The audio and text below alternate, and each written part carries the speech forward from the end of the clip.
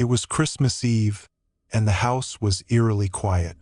There was no sound, no laughter, no Christmas music playing softly in the background. Nothing.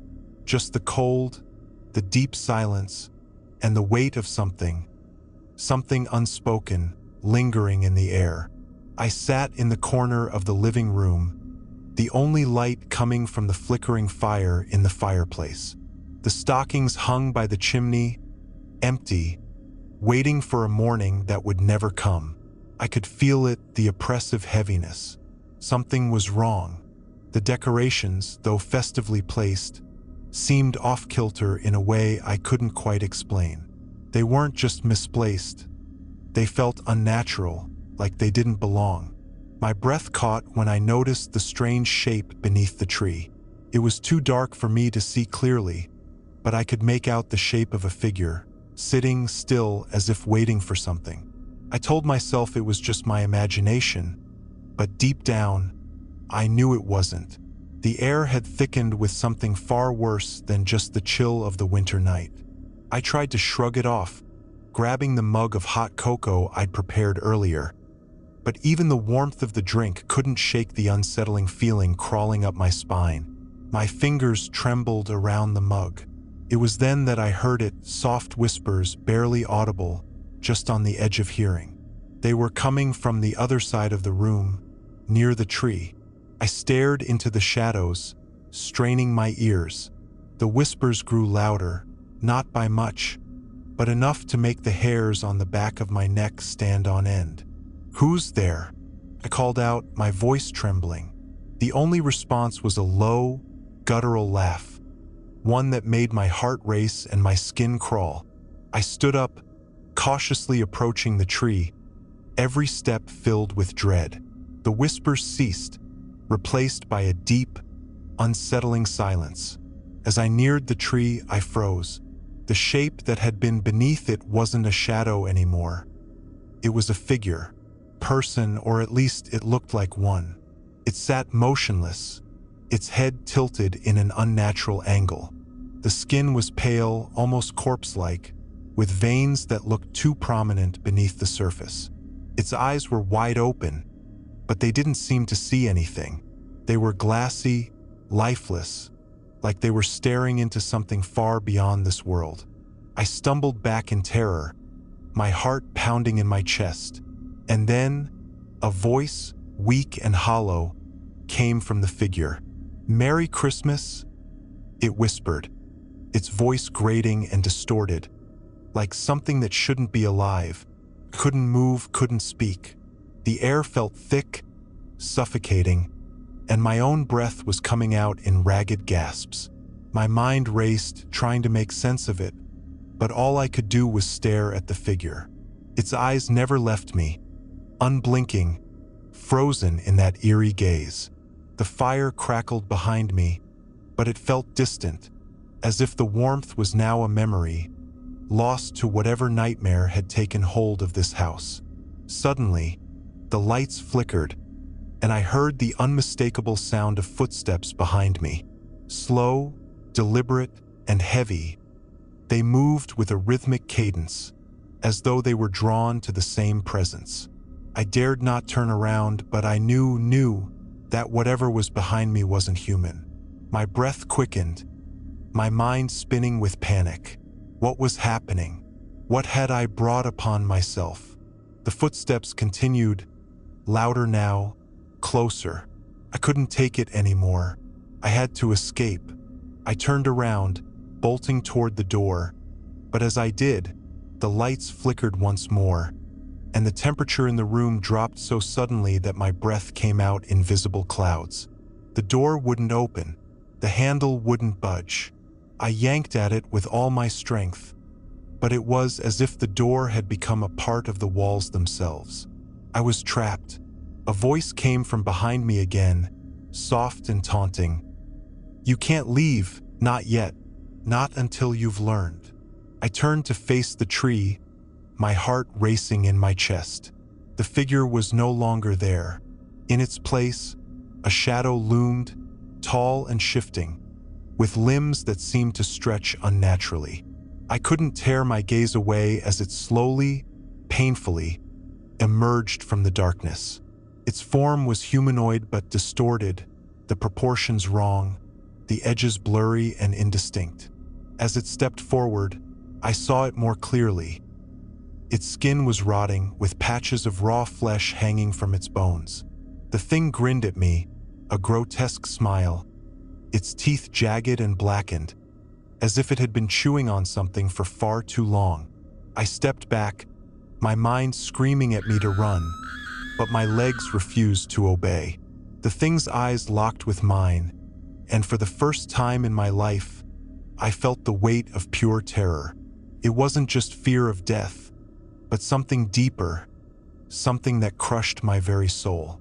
"You don't deserve to escape," it rasped, its voice like nails scraping against stone. I couldn't move, couldn't breathe. I could only watch as it inched closer, its presence suffocating, filling every corner of the room with darkness. Then, without warning, it lunged. It was all a blur, its clawed hands reaching for me, its mouth opening wide, revealing rows upon rows of jagged, rotting teeth. I could feel its cold breath on my skin as it closed in, and in that moment, everything went black. I woke up to the sound of Christmas bells ringing. But it wasn't the warmth of Christmas that greeted me. It was the same chilling silence. I sat up in my bed, disoriented, my heart racing. Had it all been a dream? The house was still dark, and the air still carried that heavy, suffocating weight. I looked around, my eyes searching for any sign that everything was okay, but the house was empty.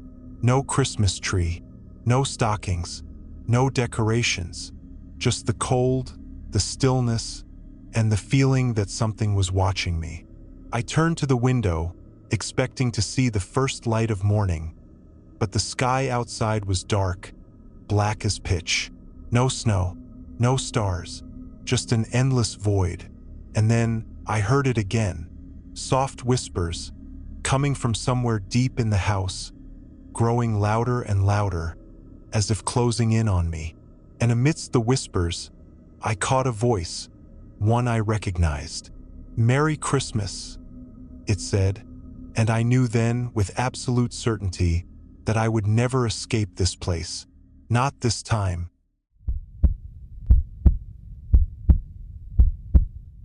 It was Christmas Eve, the coldest one I could ever remember, and the wind howled like some ancient, forgotten beast trying to claw its way into the house. The snow outside fell in thick, heavy flakes, settling on the ground like a blanket of pure white that contrasted sharply with the darkness of the world beyond.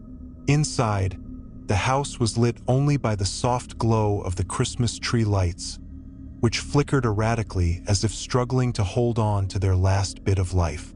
My parents had been gone for a few years now, leaving me to fend for myself, and this year, I'd decided to spend Christmas alone.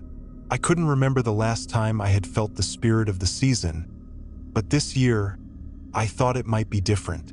I had even gone as far as to decorate the house, hang the mistletoe, and set out a plate of cookies, though I knew deep down no one would be coming. As the night wore on, I found myself pacing back and forth, unsure of what to do. The silence was maddening, filling the space with a sense of foreboding that I couldn't quite shake off. The fire crackled in the hearth, the only sound that seemed to keep the suffocating quiet at bay. I tried to shake the feeling that something wasn't right, but it lingered. Something was wrong. It wasn't just the unsettling calm of the night. It was something in the air, something in the very walls of the house that felt off. I couldn't explain it, but it felt as if the house itself was holding its breath, waiting for something to happen. The old grandfather clock in the hallway struck midnight, and I froze. I hadn't heard it in years. I turned, staring down the dark hallway, and for a moment, I thought I saw something move in the shadows. A shape, tall and thin, standing just out of reach of the light. My heart pounded in my chest, but when I blinked, it was gone. I quickly turned back to the tree, my eyes landing on the small, neatly wrapped gift that sat under the branches. I didn't remember placing it there. It was an old-fashioned box, wrapped in deep red paper with a black ribbon tied neatly around it. The moment I saw it, a chill ran through me, deeper than the cold of the night, like the air itself had turned to ice. I knew something was terribly wrong. My mind raced.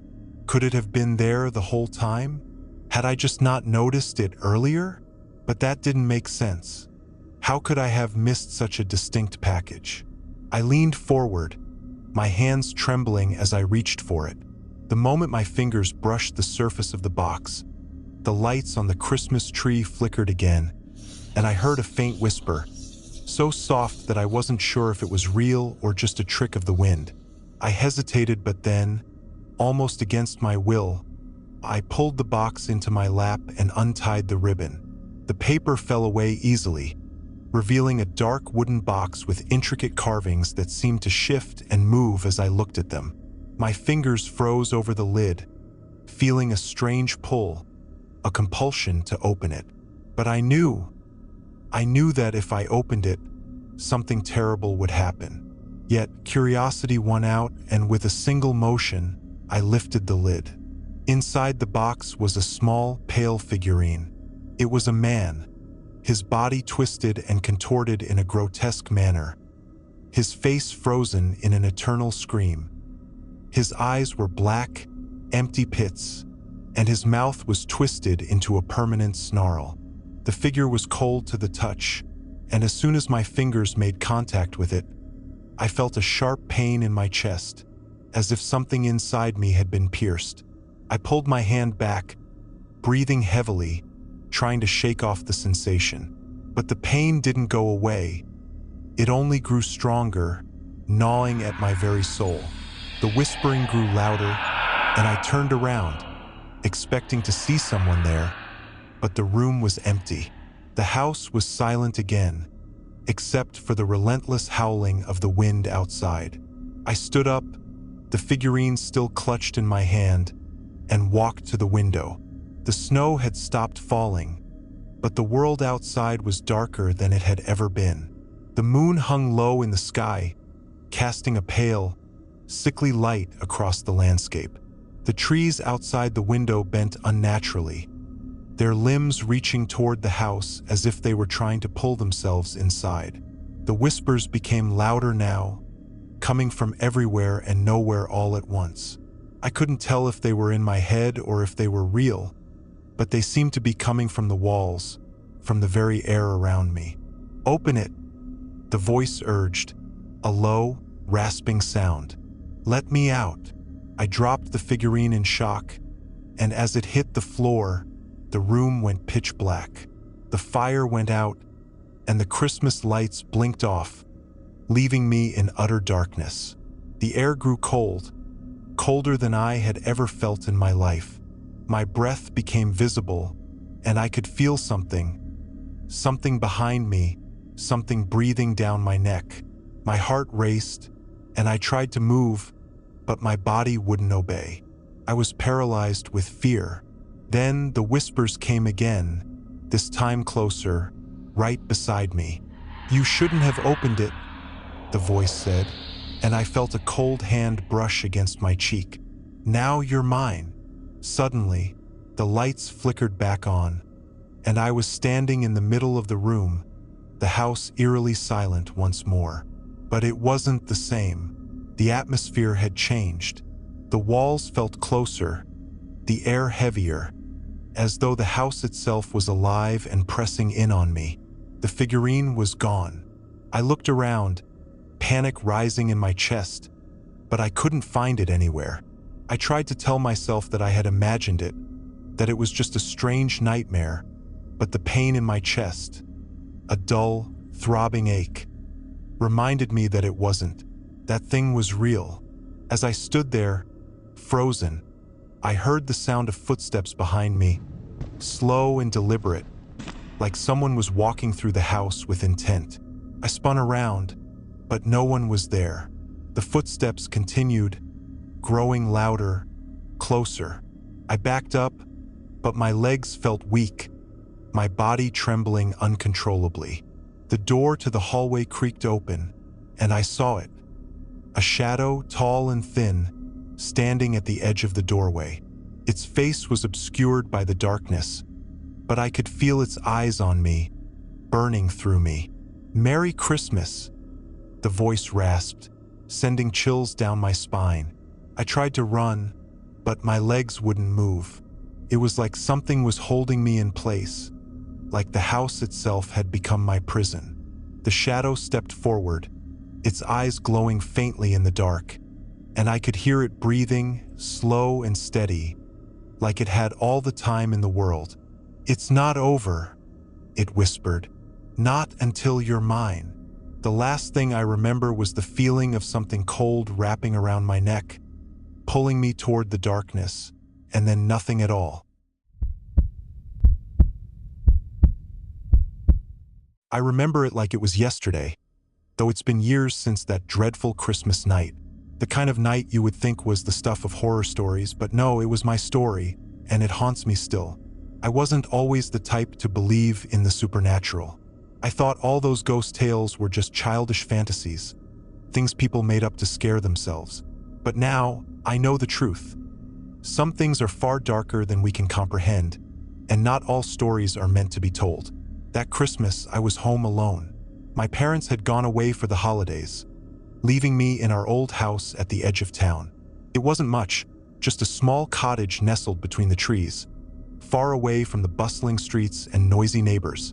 There was something peaceful about the isolation, at least that's what I thought. I was eager for some alone time, thinking I'd enjoy the quiet, maybe even do a bit of work. The house was decorated for Christmas, of course.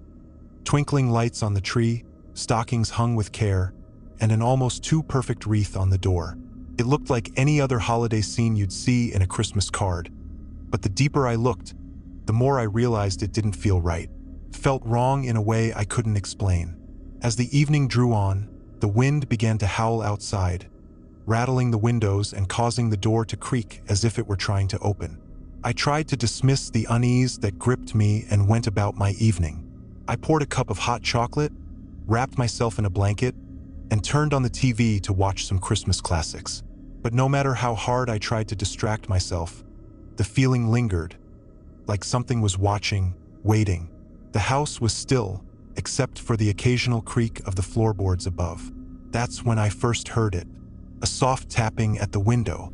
My heart skipped a beat, but when I turned to look, there was nothing there. Just the dark emptiness of the night outside, the snow falling in sheets, and the trees swaying in the wind. I shook it off, trying to convince myself it was just the wind. I settled back into my chair, but the tapping came again, this time louder, more insistent. I hesitated, my hand frozen in midair as I reached for the remote. It wasn't the wind. I knew that. My heart pounded as I stood up, my legs unsteady as I walked toward the window. The tapping was almost rhythmic now, like fingers drumming against glass, and as I drew closer, I could make out a figure standing just beyond the frost-covered window. A shadow, distorted and featureless, but standing there nonetheless. Panic surged through me, and I stumbled backward, crashing into the couch as I fell. My breath was shallow, my skin cold with sweat as I fumbled for my phone, ready to call for help, but the signal was gone. It was as if the house itself had swallowed all connection to the outside world. A noise, a low groan, echoed through the walls. Not a normal house sound, not a settling floor or a gust of wind. No, this was something else, something unnatural. I tried to shake it off, tried to think rationally, but the dread continued to build. And then the lights went out. Complete darkness. The kind that presses in on you, suffocates you, fills your ears with an unnatural silence. My breath caught in my throat, and for a moment, I couldn't move. But the darkness didn't last long. As my eyes adjusted, I saw the faintest flicker of light, candles, their flames dancing in the darkness. I turned toward the source, my pulse racing, and there, in the center of the living room, stood a Christmas tree. No, not the tree I had decorated, but something darker. The tree was twisted, its branches gnarled and blackened, its ornaments broken and scattered on the floor around it.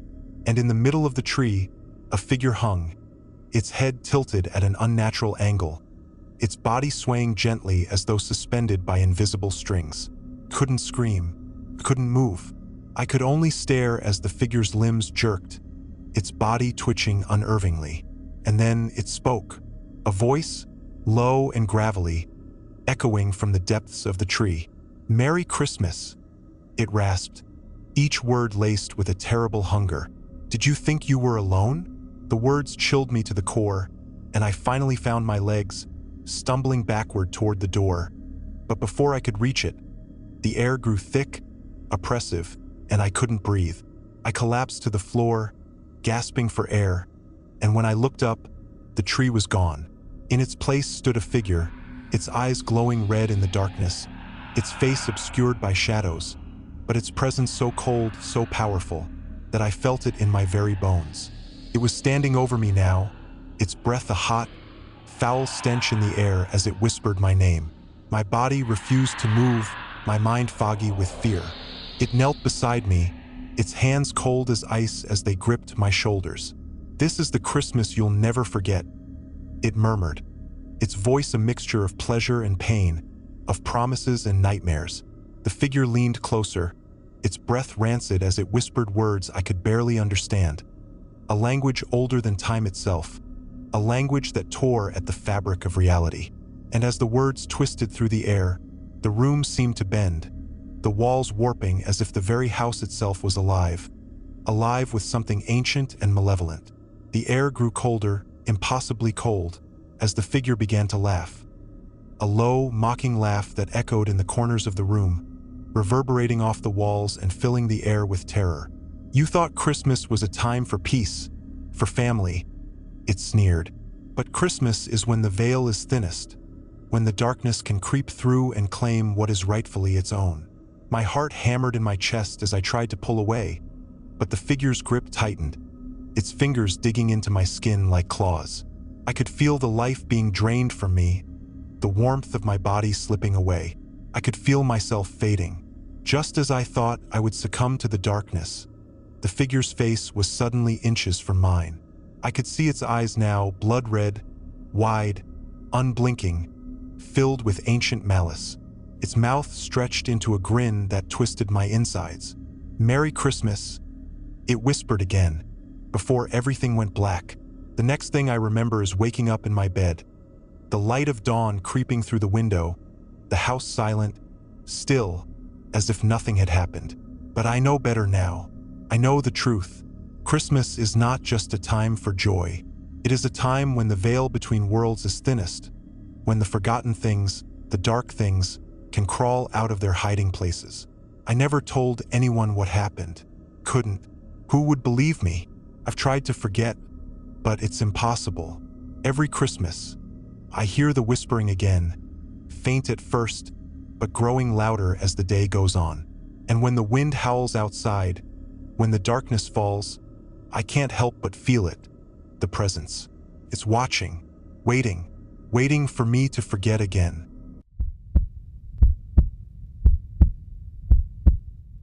It was Christmas Eve when everything went wrong, but I didn't know it then. At the time, I thought it would be a perfect night, peaceful, serene, the kind of night where everything feels right, wrapped in warmth and joy. But that night, my life was changed forever, and not for the better. It all began when I returned to my childhood home, a house nestled on the outskirts of a small town, where I hadn't been in years. The air had that familiar crispness to it, and the house, old and weathered as it was, still felt like home. I had decided to spend the night alone, away from the chaos of the city, to revisit memories long buried, to reflect on what I had lost over the years. The snow was falling gently, covering the world in a soft, white blanket as I walked inside, the old wooden door creaking in protest as I pushed it open. The smell of pine and cinnamon filled the air as the Christmas tree in the corner twinkled softly in the dim light. I was alone, but the house still felt alive, as if it were waiting for something. At first, it felt comforting, being back, surrounded by the trinkets and baubles I decorated with my parents when I was younger. The stockings hung above the fireplace, and the old nativity scene sat on the mantel, dusty but familiar. I sat down on the couch, the fire crackling in the hearth, and settled in for a quiet evening of reflection. But the peace didn't last long. I had been there for hours when I noticed something strange. There was a faint tapping sound, almost like fingernails against glass. I thought it was the wind at first, but the sound grew louder and more persistent. I got up and moved to the window, my heart pounding in my chest for reasons I couldn't understand. The world outside was shrouded in darkness, but through the frost on the window, I could make out a figure standing in the yard. It was too far to make out any details, but the figure was standing still, unmoving, as though it were watching me.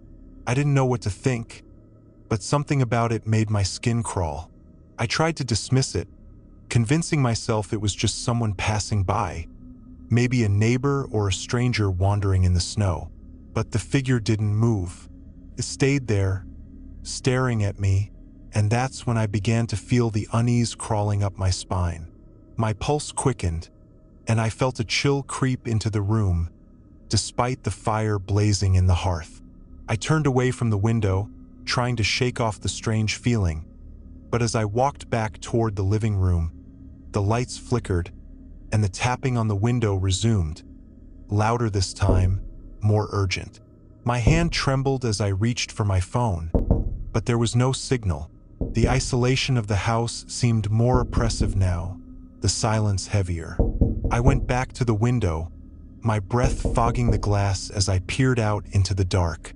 The figure was still there, but now it was closer, standing just beyond the trees, hidden in the shadows. My breath hitched in my throat, and I instinctively stepped back, my heart racing. I could feel something in the air, something wrong, something unnatural. The tapping grew louder, more frantic, as though whatever was outside was desperate to get in. I turned away from the window and ran toward the door, but as I reached for the handle, the lights went out completely. The house plunged into darkness, the only sound the deafening thud of my heart in my chest. I stumbled backward, my hands fumbling to find the light switch, but there was nothing. The darkness swallowed me whole. And then I heard it, the sound of footsteps, slow and deliberate, echoing from the hallway. I froze. Someone or something was inside the house. My mind raced, trying to come up with a logical explanation, but I couldn't. There was no one else here. I was alone, or at least I thought I was. The footsteps stopped outside the living room, and then came a voice, soft and cold, whispering my name from just beyond the door. "Come see," it said, its tone a mixture of coaxing and command. My blood ran cold. I couldn't move. I wanted to scream, but my throat felt tight, constricted. The voice continued, a low murmur, as though it was coming from everywhere and nowhere at once. "It's waiting for you." Something shifted in the air, something heavy, pressing down on me from all sides. Couldn't breathe. I stumbled back, tripping over the rug as I tried to find my way in the dark, but my foot caught on something, and I fell to the floor with a crash. The tapping resumed, now accompanied by something else. Scratching, scraping, like nails on wood, low and guttural, as though something was trying to claw its way in. I scrambled to my feet, my eyes wide, straining to see in the pitch black. My hands found the edge of the couch, and I gripped it tightly, trying to steady myself. The voice came again, closer now, as though it was right behind me. "Open it." I couldn't understand. I didn't know what it meant, but I was terrified to find out. I had to get out. I needed to leave. But when I reached for the door, I realized something horrifying. The door was locked. It had never been locked before. Panic surged through me as I twisted the handle desperately, but it wouldn't budge. The scratching grew louder, more frantic, as if whatever was outside was getting closer, desperate to break through. I turned and ran, charging up the stairs in a blind panic, my heart pounding in my chest. But when I reached the top, I stopped dead in my tracks. The hallway was different. The walls were covered in dark, jagged marks, like something had clawed its way up them, dragging something heavy behind it. The air was thick with the smell of decay, and the floor creaked beneath my weight as I slowly stepped forward, the hairs on the back of my neck standing on end. And then I saw it. At the end of the hallway, a door stood ajar, the faint glow of light spilling out from the crack. But this wasn't the light of the living room or the kitchen. No, this light was wrong. Flickering, sickly, like firelight that burned with a cold, unnatural flame. The door opened slightly more, as though inviting me in, and I couldn't stop myself. I walked forward, my feet carrying me toward it, against my will. As I crossed the threshold, I gasped in horror. The room was filled with Christmas decorations, the same ones I had seen downstairs, but they were twisted, distorted. The tree was upside down, its branches hanging like rotten limbs.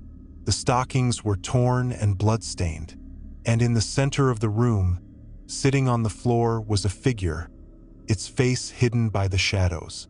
It turned to look at me, and its eyes, red, glowing, burned into my soul.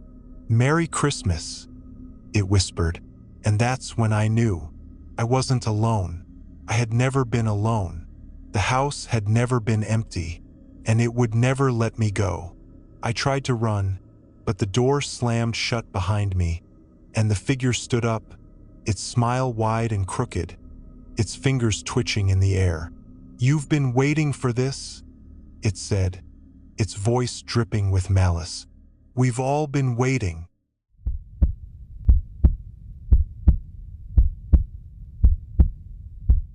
I had always loved Christmas.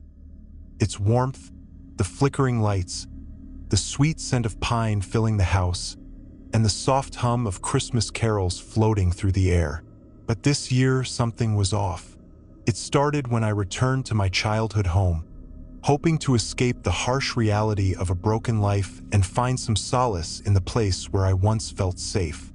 It had been years since I had celebrated Christmas there, but it seemed like the right time to reconnect with my roots, to find a sense of normalcy again. The house was as I remembered it, dusty but familiar, with the old creaky floors and the worn-out furniture. The Christmas tree was up, though it looked a little sad and worn, as if it had been neglected for too long. The lights on the tree flickered, casting eerie shadows across the room. I ignored the unease that crept up my spine and unpacked my things, trying to focus on the comfort of the season. But as the night fell and the fire crackled in the hearth, things started to take a turn for the worse. The wind howled outside, rattling the windows, and the temperature in the house dropped inexplicably. I wrapped myself in a blanket, trying to ignore the chill creeping through the walls, but it was impossible. It was like the house itself was alive, breathing with the wind. The clock struck midnight, and that's when I heard it, the faint sound of footsteps upstairs. I froze. I was alone. I knew no one else was in the house. My pulse quickened, my breath shallow as I sat still, trying to convince myself it was just the house settling. But the footsteps grew louder, more deliberate, as if someone was walking down the hallway. I told myself it was nothing, but the hairs on the back of my neck stood up, my gut telling me something was terribly wrong. My curiosity got the better of me, and I grabbed a flashlight, slowly making my way upstairs. The old house creaked under my feet with every step, the shadows swallowing me whole as I moved toward the source of the sound. The hallway was dark, and the only light came from the faint glow of the moon outside, casting long, distorted shadows on the walls. The footsteps had stopped, but I could feel an oppressive presence, like someone or something was watching me. I reached the end of the hallway where my old bedroom door stood ajar. The door hadn't been open when I first arrived. It was as if someone had been inside. Hesitantly, I pushed the door open, my heart hammering in my chest. The room was cold, colder than I had ever felt before, and the air felt thick, heavy, as if it were pressing in on me. My flashlight flickered and then went out, plunging me into complete darkness. Panic set in. I turned the flashlight back on, but it didn't work. The silence was deafening, broken only by the sound of my own breathing. I felt the walls close in, the air growing heavier with every passing second. And then I heard it, a low, guttural voice, whispering my name from the far corner of the room.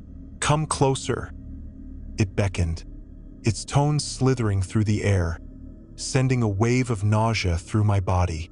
I backed away, but my feet felt like they were glued to the floor. The voice grew louder, more insistent, and the temperature in the room dropped even further. I could see my breath in front of me, thick and foggy. I was no longer in control of my own body.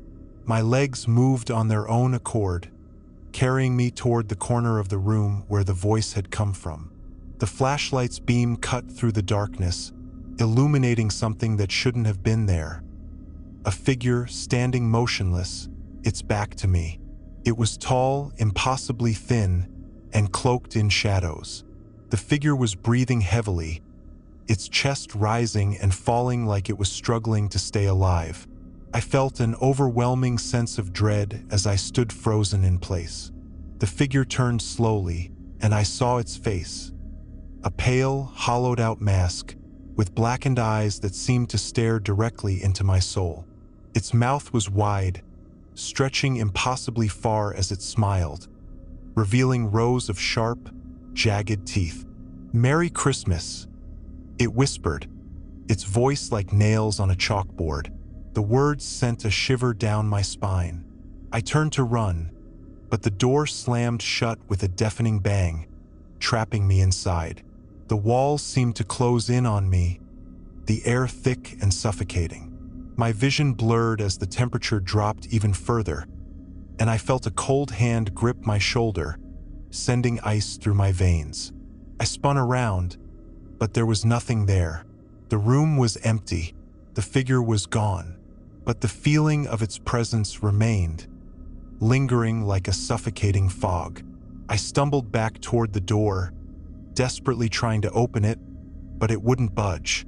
The voice returned, this time closer, whispering in my ear as if it was standing right behind me. "You shouldn't have come back," it hissed, its breath cold against my skin. "You can never leave now."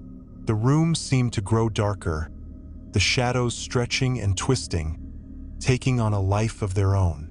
The walls began to bleed, thick, dark liquid oozing from the cracks in the wood, and the air grew thick with the stench of decay. Couldn't breathe, couldn't think. I was trapped in a nightmare that had become my reality. I tried to scream, but no sound escaped my lips. My vision began to fade as the room seemed to spin, the darkness closing in from all sides. I stumbled backward, my feet slipping in the blood-soaked floor until I was pressed against the wall, my eyes wide in terror. The figure reappeared in front of me, its smile widening impossibly as it reached out with skeletal hands, its long, bony fingers grazing my skin. I felt my body go numb, my heart pounding in my chest as I was pulled closer to the thing, its hollow eyes locking onto mine. "Merry Christmas," it whispered again, its breath hot and foul against my ear. I tried to push away, but its grip was like iron, and I could feel the darkness consuming me, swallowing me whole.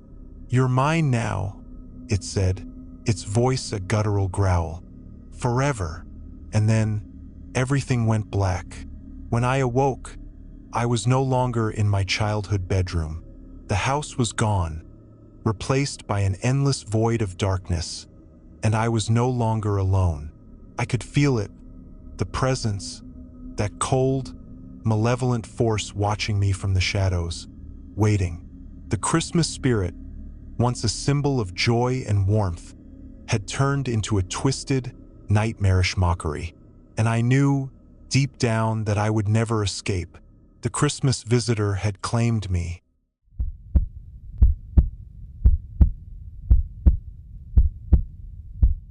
It was Christmas Eve when it all began. The first night I had spent alone in the house after moving back to my childhood home. The house, now empty, creaked with the sounds of its age, and the soft hum of the refrigerator was the only sound breaking the silence, aside from the occasional crackling of the fire in the fireplace. The snow was thick outside, falling in layers that buried the world in a hushed blanket of white. I had lit the old tree in the corner, its multicolored lights flickering in a rhythm that reminded me of my mother's laughter when we were children. But there was an odd, unsettling feeling that seemed to settle over the house. The halls were dimly lit, and despite the holiday decorations, the place felt cold, almost lifeless. As I sat down to sip from a mug of hot cocoa, I glanced around the room, the shadows seeming to stretch unnaturally long across the walls. My heart skipped a beat as I noticed something strange out of the corner of my eye. The front door, slightly ajar. I hadn't opened it. I was sure I hadn't, yet there it was, inviting the cold night air inside. Curiosity gnawed at me, but I chalked it up to the wind or perhaps just my tired mind playing tricks. However, as I walked toward the door, a faint sound reached my ears, a soft scraping, like something or someone, moving just beyond the threshold. My pulse quickened, but when I pushed the door open further, the snow was thick against the ground, no footprints leading up to it, no signs of anyone having passed by. It felt wrong, though. The chill in the air seemed to grow heavier, and the door, though unlatched, shouldn't have opened so easily, as though something had beckoned it open. I shut it quickly, locking it firmly, but the unease lingered, crawling beneath my skin like a cold whisper in the dark. I told myself it was nothing, just the isolation playing tricks on my senses, but that night, sleep wouldn't come. The sound of footsteps on the stairs, soft and deliberate, made my breath hitch in my throat. I lay frozen, listening, but there was no mistaking it. Footsteps, not mine, slow and methodical, climbing up from the floor below. I knew the house well. The stairs creaked in a certain pattern, a certain way, and these steps were unfamiliar, heavier, like the weight of something unseen was walking toward me.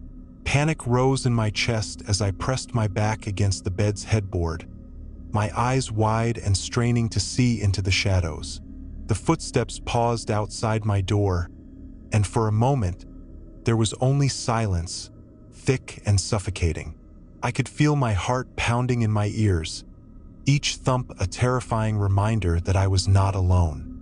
Then came a soft knock, so faint I almost thought I imagined it, but the chill of the air in the room told me otherwise.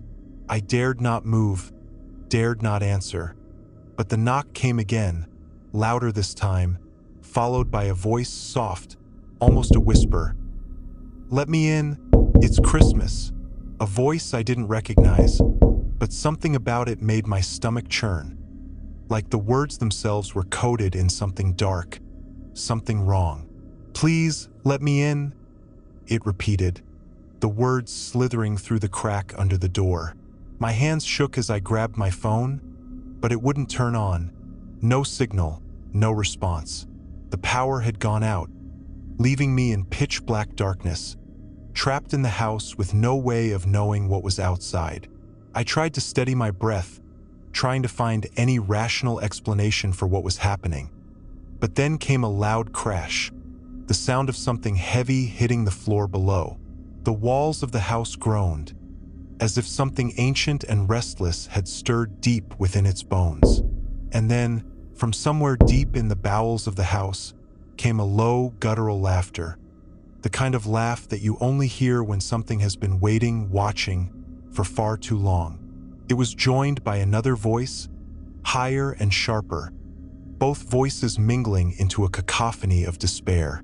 I could feel their eyes on me, could hear the scrape of nails against wood, the dragging of something far too large to be human, moving closer, always closer. I didn't know what was worse, the voices or the silence that followed, the kind of silence that tells you something horrible is about to happen. In the dark, I could feel the presence of something just outside the room, something that had no business being there, something that had been waiting for me to let my guard down. And then, the floorboards creaked beneath the weight of something heavy. A shadow moved across the threshold, blocking the faint light from the hallway. It was huge, its shape distorted and monstrous, like a thing not meant to walk in the world of the living. The door shook as it was struck from the other side, and I backed away, my mind racing, but my body frozen, trapped in the grip of fear. The knocking stopped, replaced by a voice, deep and raspy, that crawled into my ears, seeping into my very soul. "You can't escape," it rasped. "You are part of it now." The air grew colder, impossibly so, and then the door splintered, the wood cracking as someone, pushed through. I ran, bolting from the room and down the stairs, but the house had changed. The walls seemed to close in, the halls twisting in ways they never had before, leading me back to the same door, the same room where it all began. There was no escape, and as I heard the sound of the footsteps drawing near, I realized something chilling. I had always been a part of this house, of whatever it was that now moved within it. The Christmas Eve that was supposed to bring comfort and joy had turned into something far darker. I was no longer a visitor here. I was a prisoner, just as trapped as my parents had been, and I could only wonder if the entity had been waiting for me all along, to return, to claim me, to drag me into the cold, twisted Christmas nightmare where the only thing that mattered was what came in the dark and what it wanted to take. I could hear it now, in the distance, coming closer. The uninvited guest, the one who would never leave.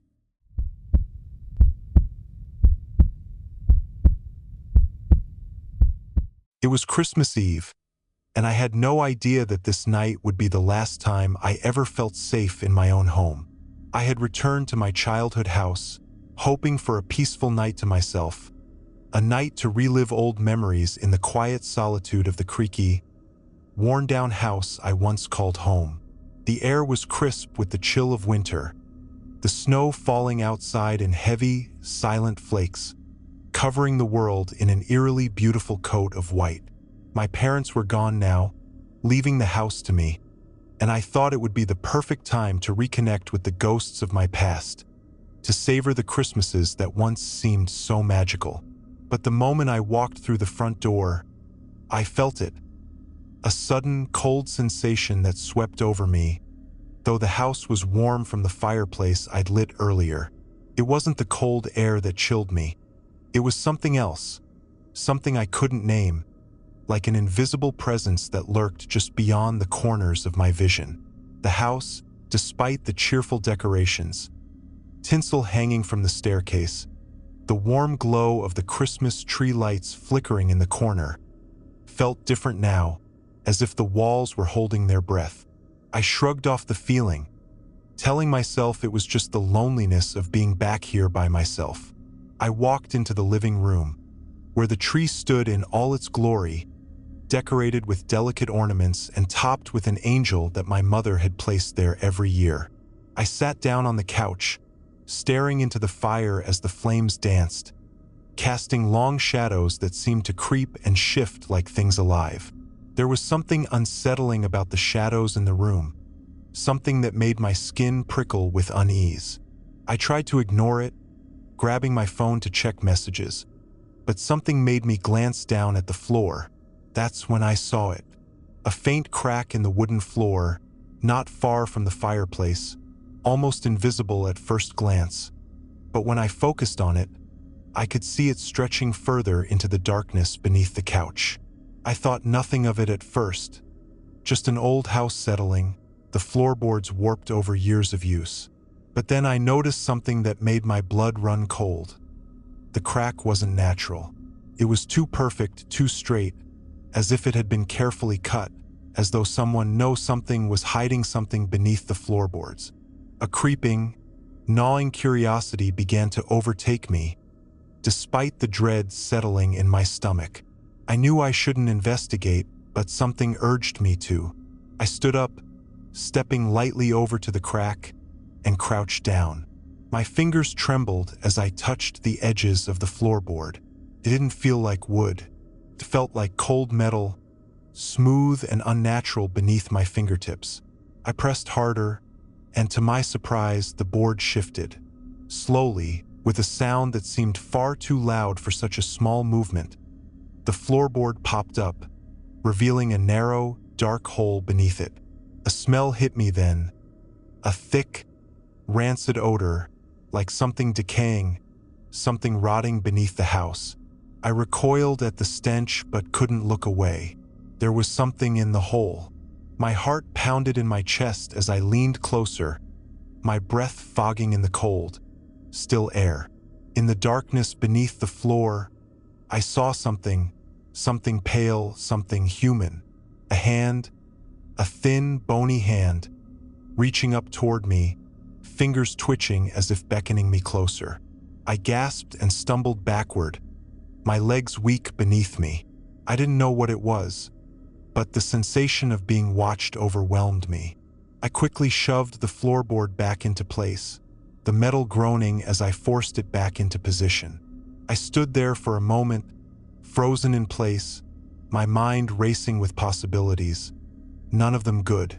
I was alone, I told myself. The house was empty, and I was imagining things. There was nothing in the floor. I was just tired, just needing rest. But as I turned to walk away, the tapping started. A faint, rhythmic tapping, coming from somewhere below, from the direction of the hole. My breath hitched in my throat as I spun around, my heart hammering in my chest. The tapping grew louder, more insistent, as if someone was trying to claw its way out. I rushed to the door, my mind scrambling for an explanation. But when I touched the handle, it wouldn't turn. It was locked. I yanked at the door in desperation, but the handle wouldn't budge, as though something was holding it shut from the other side. The tapping stopped abruptly, replaced by a low, guttural voice, whispering from beneath the floor. "Come down to me." The voice was cold, malevolent, and it seemed to vibrate in the very walls of the house, filling every corner with its presence. I spun around, my eyes wide with terror, but there was no one there.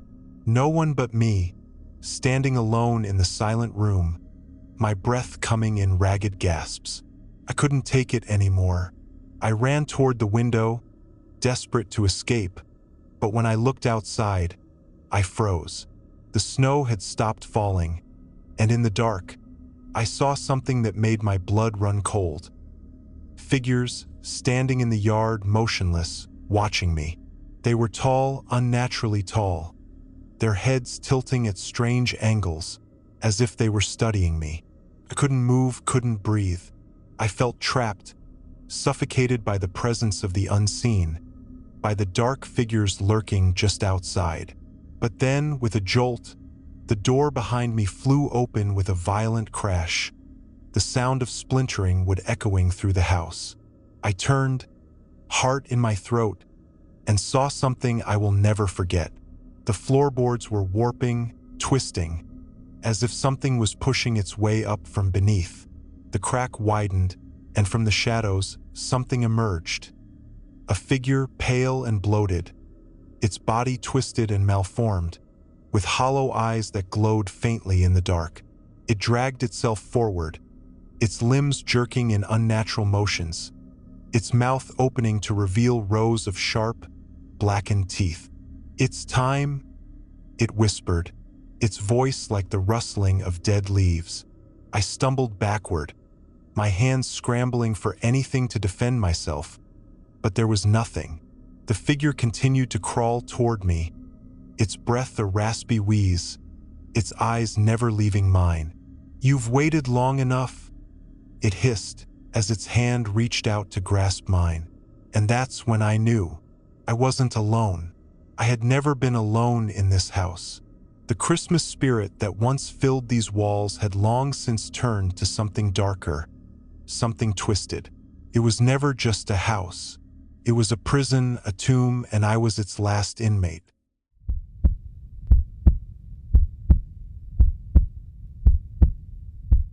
I've always dreaded Christmas after what happened that year. It's a time of year that brings warmth, joy, and family for most, but not for me. That year, I was working late at the office. My first Christmas away from family, trying to climb the corporate ladder in a city far from home. The weather outside was cold, and the snowflakes, like white ash, drifted endlessly from the heavens, blanketing the streets.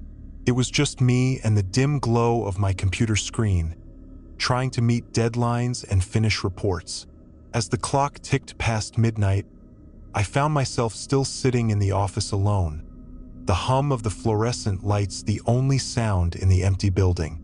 I had no idea why I stayed so late. Maybe it was the quiet. Maybe it was the overwhelming sense of loneliness. Or maybe it was the dread that something was going to happen, something I couldn't shake.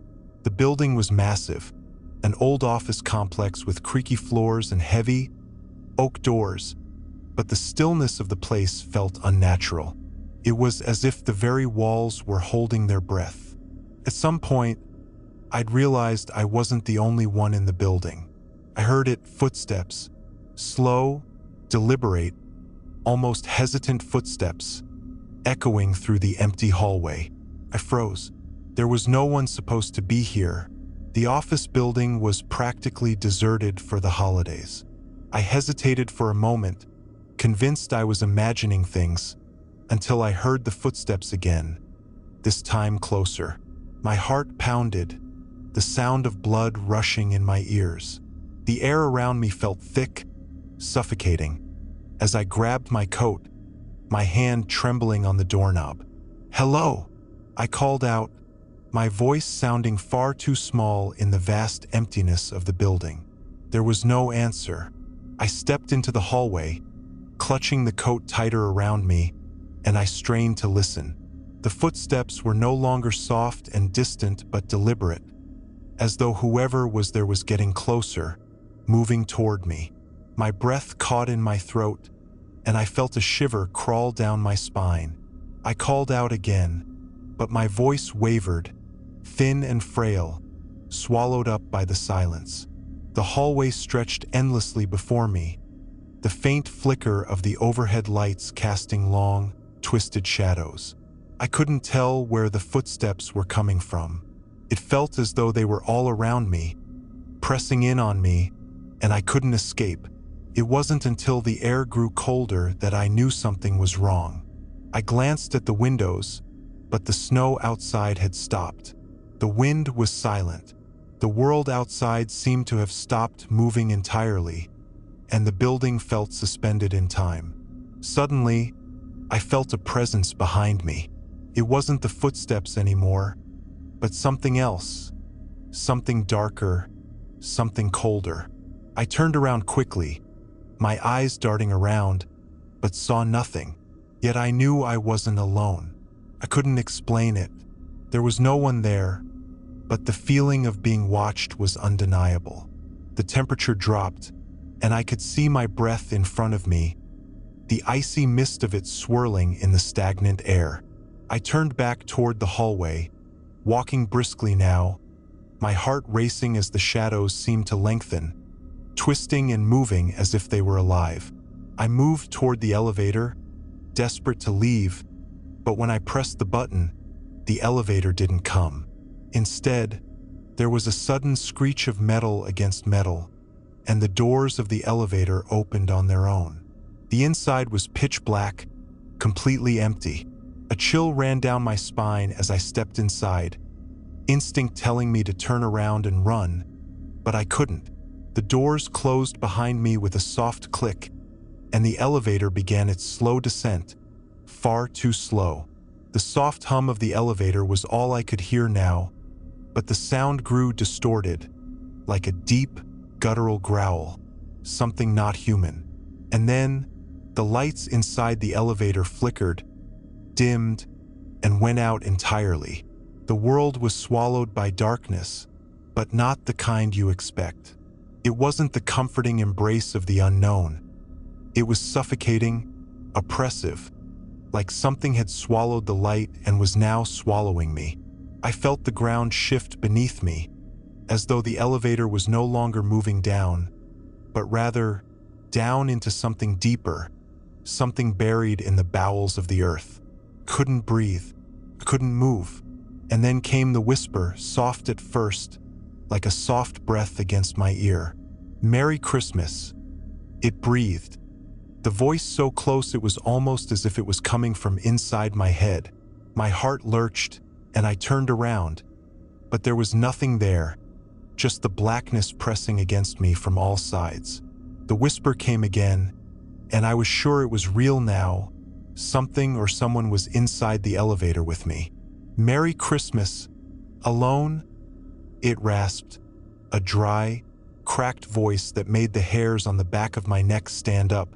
I tried to scream, but my mouth was dry, and my voice refused to come out. The air was thick with something unnatural, and the temperature had plummeted to unbearable lows. My breath came out in visible puffs, but I could barely feel it anymore. My limbs were numb, stiff, as if I were freezing from the inside out.